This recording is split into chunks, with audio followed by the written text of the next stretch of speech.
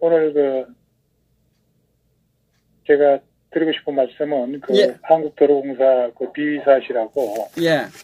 좀 이 자한당에 대해서 한번 분석하는 그런 시간을 갖도록 하겠습니다. 예, 알겠습니다. 예, 우선 이강래. 예, 한국도로공사 예, 이강래 우리 인사도 못했네요. 우리 시청자 여러분 안녕하십니까? 우리 파주에 배 맞았습니다. 이루 선생님 들어오셨네요. 예, 이긴다 공님, 바다힘님, 일편단신님, 아침을 여는 창님, 그리고 강주 아버님, 예, 많이 들어오셨네요. 김상숙님, 반갑습니다. 예, 오늘 기회가 한국도로공사하고 자한당에 대해서 예. 좀 한번 집중 분석을 해보도록 하겠습니다. 예. 예.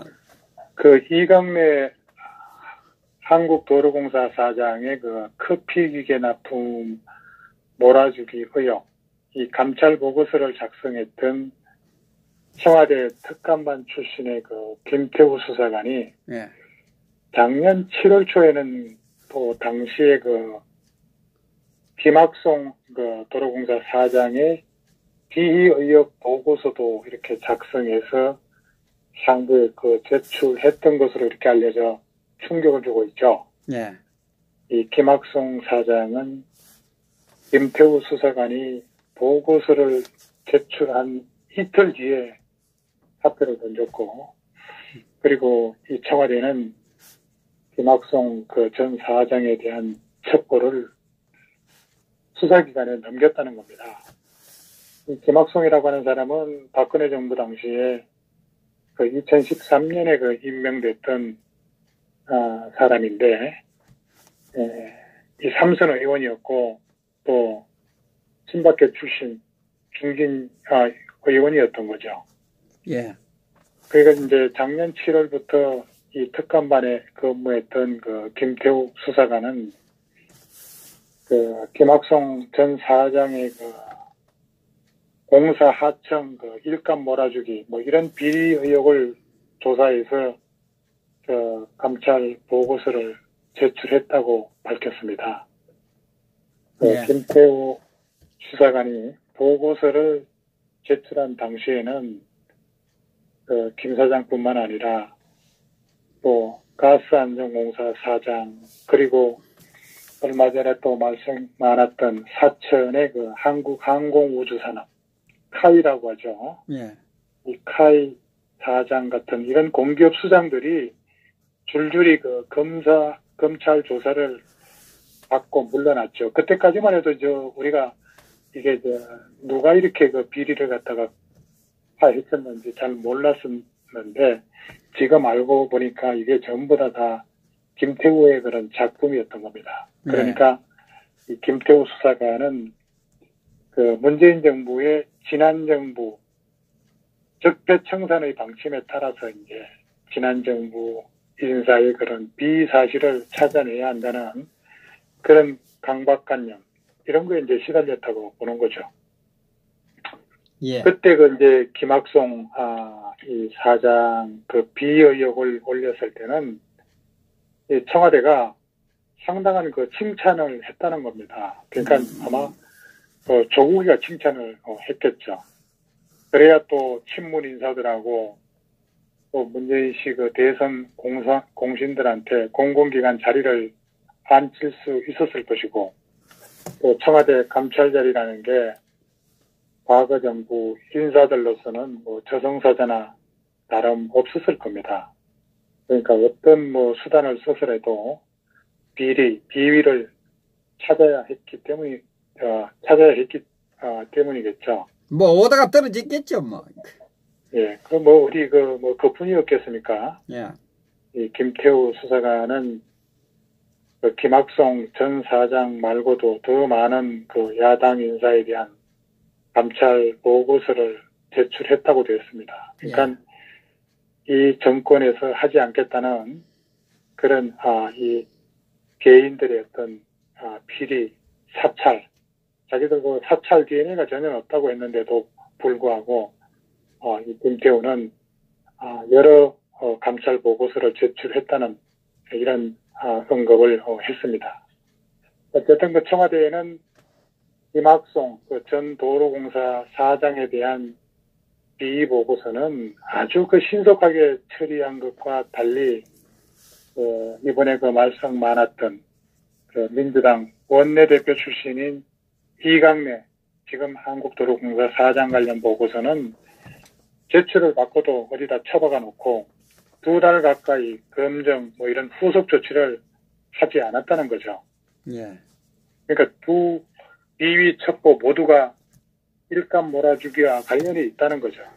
근데 이 김태우 수사관은 그 야당 인사들에 대한 비위 보고서를 제출했을 때하고는 완전히 그 반응이 너무 달랐을 뿐만 아니라 아예 가타부타 이런 방구가 없었고 자기들 패거리인 친여 인사에 이르기까지 민감한 첩보를 올리니까 그때부터 한마디씩 그때부터 그러니까 뭡니까 이제 지켰다고 볼 수 있겠죠. 그렇죠. 이 김태우 수사관은 보고서에서 그 이강래 사장이 특정 업체의 그 커피 기계나 원두 이런 거를 납품할 수 있도록 몰아주는 것은 현행법 위반 소지가 있다고 해서 적어도 수의계약이라도 거쳐야 뭐 특혜 논란 이런 것들을 피할 수 있다. 이렇게 아마 그 보고서에다가 또 뭐 연필이나 빨간 볼펜을 이렇게 써서 올렸겠죠. 이렇게 훈수까지 이 친절하게 둔 것으로 이렇게 알려졌습니다. 그러니까 김태우 수사관 입장에서는 지들 패거리에 아픈 곳을 덜 쑤시니까 눈치가 보였는지 문제를 방지해야 한다는 그런 어드바이스 차원으로 쓴 그 보고서였는데 이런 것들이 이제 상부에서 전부 묵살당했다는 겁니다. 그리고 이강래가 데리고 있던 그 비서 2명이 조명업자와 붙어서 그 한국도로공사 전 직원들을 찾아다니면서 자기 편이 되어줄 도로공사 직원을 수소문하고 도움되는 사업을 찾아다닌 것을 봐서 아마 그 본래 엉망이었던 그 도로공사가 지금은 아마 훨씬 더 난장판이 되었을 겁니다. 그 중에 이제 우리가 주목할 것이 있습니다. 그게 바로 고속도로 휴게소의 기름값 인상입니다. 어제 우리 시청자 여러분들께서 옛날 생각하고 고속도로에서 기름 넣을 생각하면 안 됩니다. 우리 지금 오늘 보니까 눈꽃님은 아직 이 시간에 들어오지 않았네요. 그 고속도로 시흥차 그거 자주 다니는 것 같은데,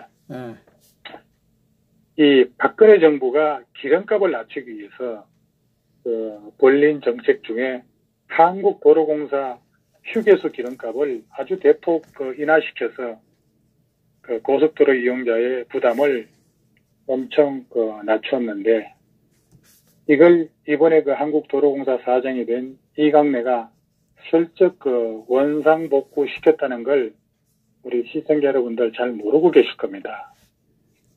문제는 이렇게 올린 기름값이 누구 뱃속으로 들어갔는지 확인해 봐야 된다는 거죠.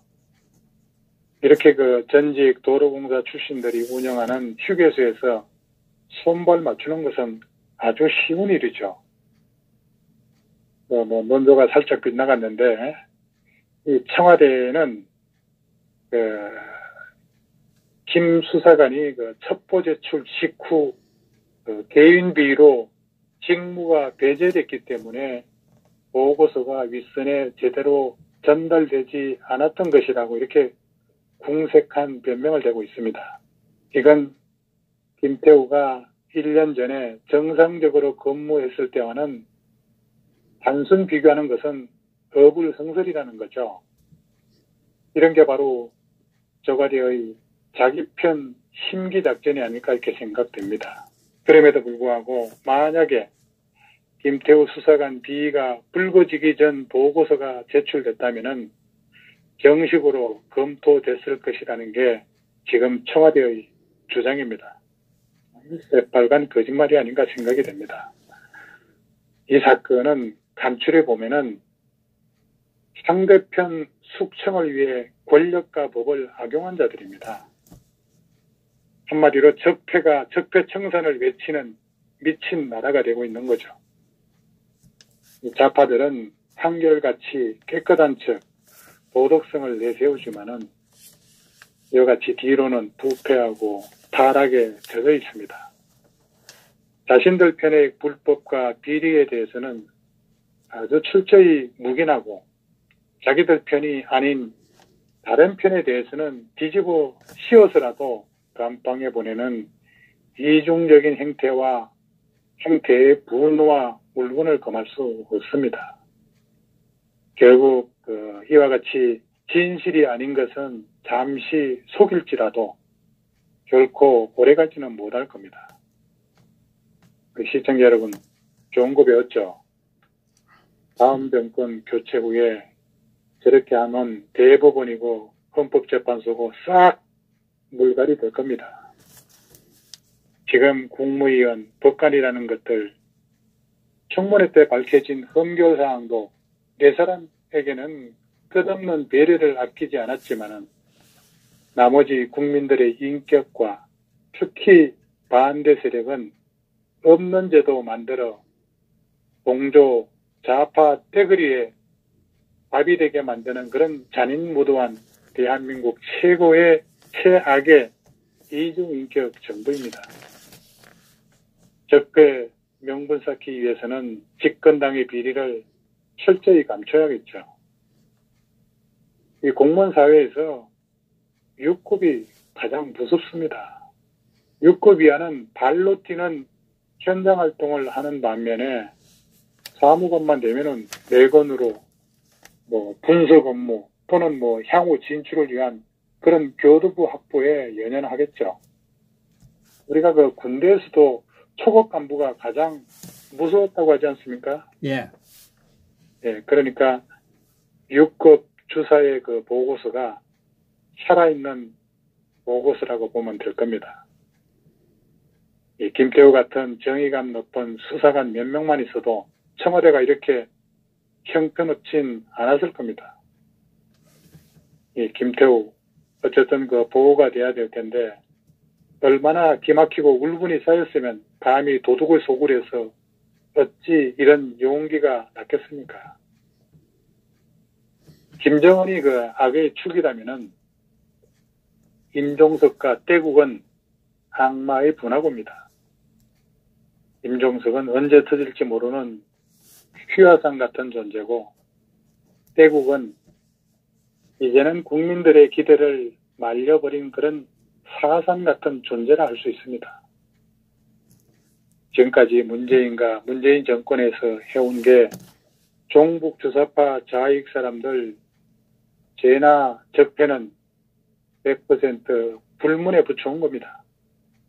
이 정적과 온전한 국민들한테는 법 적용 집행 대상이었습니다.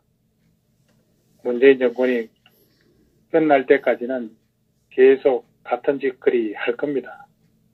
국민들이 내로남불, 독재 정권, 위선, 독선, 독재자 운운하는 게 괜한 말이 아니라는 것을 우리 시청자 여러분들께서 널리 알려주시기 바랍니다. 자, 이 다음은